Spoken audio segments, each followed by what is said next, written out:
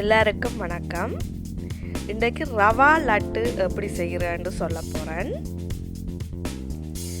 இதுக்கு நான் ரவை 1 கிலோ எடுத்திருக்கிறேன், சீனி 1/2 கிலோ,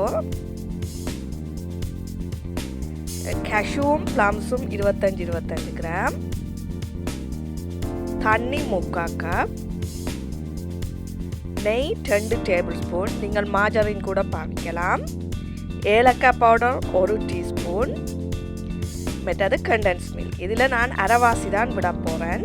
இந்த 395 கிராம் கண்டென்ஸ் மில்கில் அரைவாசி விட்டு அந்த 3/4 கப் தண்ணியையும் விட்டு கரைச்சி வைக்கிறேன்.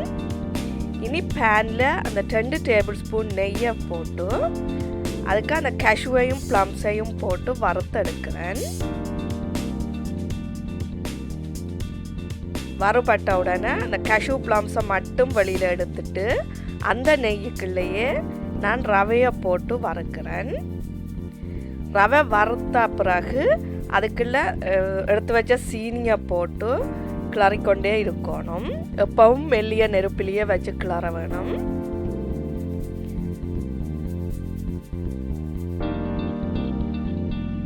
இது கொஞ்சம் டைம் எடுக்கும்.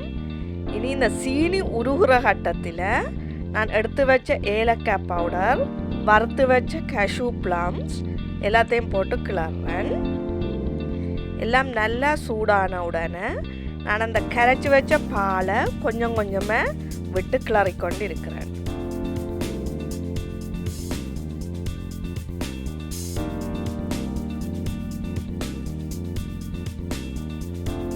இப்போ பார்த்தீங்கன்னா கொஞ்சம் கொஞ்சமாக விட்டு கிளறி கொண்டிருக்க அந்த ரவை வந்து அந்த பாலை இழுத்துடும்.